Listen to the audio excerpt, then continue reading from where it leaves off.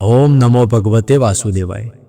ભગવાન શ્રી હરિની શુદ્ધ ભક્તિ પ્રાપ્ત કરવાનો શુભ અવસર એટલે પૂર્ણિમાની તિથિ। આ તિથિના દિવસે ભગવાન શ્રી હરિની પૂજા આરાધના કરીને સ્નાનદાન કરવું અત્યંત શુભ માનવામાં આવે છે। આ દિવસે પૂર્ણિમાનું વ્રત ઉપવાસ રાખીને ખાસ કરીને ભગવાન સત્યનારાયણ દેવની પૂજા અર્ચના કરવામાં આવે છે। આવી જ પરમ પાવન પૂર્ણિમા તિથિ હવે આવી રહી છે અને તેનું નામ છે ભાદરવા માસની પૂર્ણિમા તિથિ। ભગવાન વિષ્ણુને અર્પિત આ ભાદરવા માસની પૂર્ણિમા પણ અત્યંત વિશેષ માનવામાં આવે છે।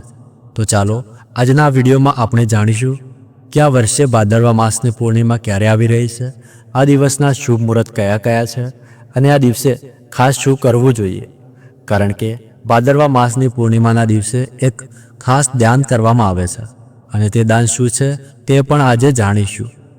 તેથી આજનો વિડીયો તમારા માટે ખૂબ જ મહત્વપૂર્ણ છે, તેથી વિડીયોને લાસ્ટ સુધી જરૂર જોજો। વિડીયો ગમે તો એક લાઇક કરી કોમેન્ટ કરજો।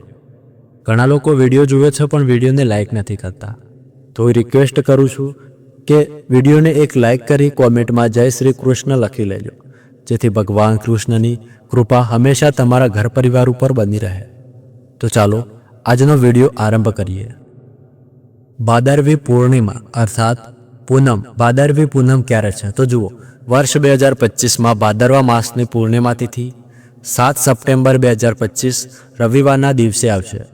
આ દિવસે શ્રાદ્ધ પૂર્ણિમા પણ કહેવાય છે, કારણ કે એ જ દિવસે પિતૃપક્ષનો પ્રારંભ થઈ જાય છે।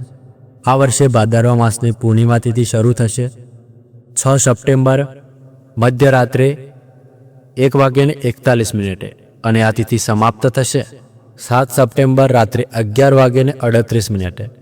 એટલે આ વર્ષે ભાદરવા માસની પૂર્ણિમાનું પાલન આપણે 7 સપ્ટેમ્બર રવિવારે જ કરીશું।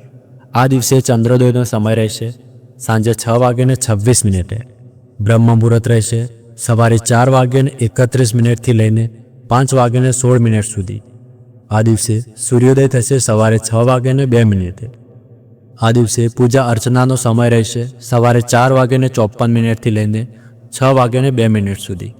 આ દિવસે રાહુકાળ રહેશે સાંજે 5:01 થી લઈને 6:36 સુધી। આ વર્ષે આવતી ભાદરવા માસની પૂર્ણિમાના દિવસે સંપૂર્ણ ચંદ્રગ્રહણ પણ લાગી રહ્યું છે। આ દિવસે વિજય મુહૂર્ત રહેશે બપોરે 2:24 થી લઈને 3:15 સુધી। અમૃતકાળ અને ગોધૂલી મુહૂર્ત પણ સાંજના સમયમાં પ્રાપ્ત થશે, પરંતુ આ સમય દરમિયાન ચંદ્રગ્રહણ રહેશે, તેથી આ સમયમાં કોઈ પણ શુભ કાર્ય, પૂજાપાઠ, ધાર્મિક વિધિ કરી શકાશે નહીં।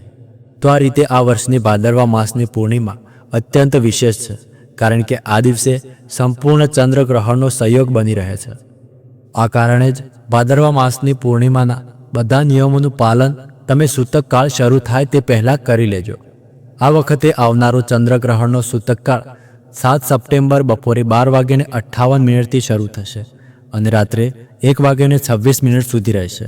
તેથી આખો દિવસ દરમિયાન તમે કોઈ પણ પૂજા અર્ચના કે ધાર્મિક કાર્ય કરી શકશો નહીં। એટલે જો તમે ભાદરવા માસની પૂર્ણિમાની પૂજા કરવા માંગો છો તો માત્ર પ્રાતઃકાળનો સમય જ તમારા માટે ઉપલબ્ધ છે। તે સમયે તમે ભગવાન શ્રી વિષ્ણુની પૂજા અર્ચના કરી શકો છો, સત્યનારાયણ દેવની પૂજા કરી શકો છો અને કથાનું પણ શ્રવણ કરી શકો છો। આ પૂર્ણિમાને શ્રાદ્ધ પૂર્ણિમા તરીકે પણ ઓળખવામાં આવે છે। આ દિવસે ગંગા, યમુના, સરસ્વતી વગેરે પવિત્ર નદીઓમાં સ્નાન કરીને દાન અને પુણ્ય કાર્યો કરવા જોઈએ। શાસ્ત્રોમાં કહેવામાં આવ્યું છે કે જ્યારે એક તરફ ચંદ્રગ્રહણ હોય અને બીજી તરફ ભાદરવા માસની પૂર્ણિમા હોય ત્યારે આ એક અત્યંત દુર્બળ સંયોગ બને છે। એવામાં જો પવિત્ર નદીઓમાં સ્નાન કરવામાં આવે અને યોગ્ય સ્થળે દાન કરવામાં આવે તો મનુષ્યના તમામ પાપોનો નાશ થાય છે, તેની આધ્યાત્મિક ચેતના અને શક્તિઓમાં વધારો થાય છે અને અંતે તેને મોક્ષની પ્રાપ્તિ થાય છે। ખાસ કરીને પિતૃપક્ષ દરમિયાન જો આ બધા કાર્યો પિતૃઓ માટે કરવામાં આવે તો તેમને પણ મુક્તિની પ્રાપ્તિ થાય છે। તેથી ભાદરવા પૂર્ણિમાના દિવસે પ્રાતઃકાળે ઉઠીને સ્નાન, દાન અને પુણ્ય કાર્યો કરવા જોઈએ। આ દિવસે બ્રાહ્મણો, જરૂરિયાતમંદો અને સુયોગ્ય ભક્તોને દાન કરવું અને ભોજન કરાવવું અત્યંત શુભ માનવામાં આવે છે। પણ ધ્યાન રાખજો કે આ બધા કાર્યો સૂતકકાળ શરૂ થાય તે પહેલાં પૂરા કરી લેવા જોઈએ। હવે વાત કરીએ કે આ દિવસે એક ખાસ કાર્ય કરવું જોઈએ, અને એ કાર્ય છે દાન. પણ આ દાન એક વિશેષ દાન છે અને એ છે શ્રીમદ ભાગવતમ ગ્રંથનું દાન. શ્રીમદ ભાગવતમના 12મા સ્કંદના 13મા અધ્યાયના 13મા શ્લોકમાં કહેવામાં આવ્યું છે કે જો કોઈ ભાદરવા માસની પૂર્ણિમાના દિવસે શ્રીમદ ભાગવતમ ગ્રંથને સોનાના આસન પર સ્થાપિત કરીને કોઈ અન્ય વ્યક્તિને દાન સ્વરૂપે કે ભેટ સ્વરૂપે અર્પણ કરે તો તેને પરમ આધ્યાત્મિક ઉચ્ચ લોકની પ્રાપ્તિ થાય છે. અને આ કારણે જ ભાદરવા માસની પૂર્ણિમાના દિવસે તમારે શ્રીમદ ભાગવતમનું દાન કોઈને કોઈ વ્યક્તિને કરવું જોઈએ. એટલે આ વખતે આવતી ભાદરવા માસના દિવસે તમે પણ પ્રયત્ન કરો કે પોતાના આસપાસના કોઈ મંદિરથી અથવા કોઈ પુસ્તકની દુકાનમાંથી શ્રીમદ ભાગવતમ ખરીદી તમારા પરિવારજનો કે મિત્રોને અવશ્ય ભેટ આપો. આ દિવસે તમે શ્રીમદ ભાગવતમના પ્રચાર કાર્ય માટે પણ દાન આપી શકો છો. જે સ્થળે વૈદિક જ્ઞાનનો પ્રચાર થઈ રહ્યો હોય, જે સ્થળે શ્રીમદ ભાગવતમની શિક્ષાઓનો પ્રસાર થઈ રહ્યો હોય, એવા મંદિરોમાં એ સ્થાન પર અથવા એવા સુયોગ્ય ભક્તોને પણ દાન આપી શકો છો. આ રીતે ભાદરવા માસની પૂર્ણિમા અત્યંત વિશેષ છે. મિત્રો, જો તમે ભાદરવી પૂર્ણિમાના દિવસે ભગવાન સત્યનારાયણની કથા કરાવો છો તો એ કથાનો વિડીયો પણ અમારી ચેનલ ઉપર પૂર્ણિમાના દિવસે અપલોડ થઈ જશે અને એ કથા તમે સાંભળી શકો છો.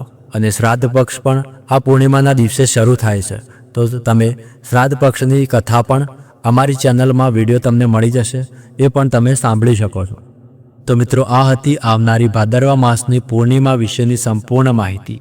જો આ માહિતી તમને સારી લાગી હોય તો તમારા મિત્રો અને પરિવારજનો સાથે જરૂરથી શેર કરો અને અમારી આ ચેનલને સબસ્ક્રાઈબ કરવાનું ભૂલશો નહીં અને આ વિડીયોને લાઈક પણ કરજો. ભાદરવા માસની પૂર્ણિમાની કથા સાંભળવા માટે તમારી પોતાની ચેનલ સંપૂર્ણ જ્ઞાન ગુજરાતી ચેનલને સબસ્ક્રાઈબ અવશ્ય કરી લેજો. તો મળીએ આગળના વિડીયોમાં. ત્યાર સુધી ધન્યવાદ.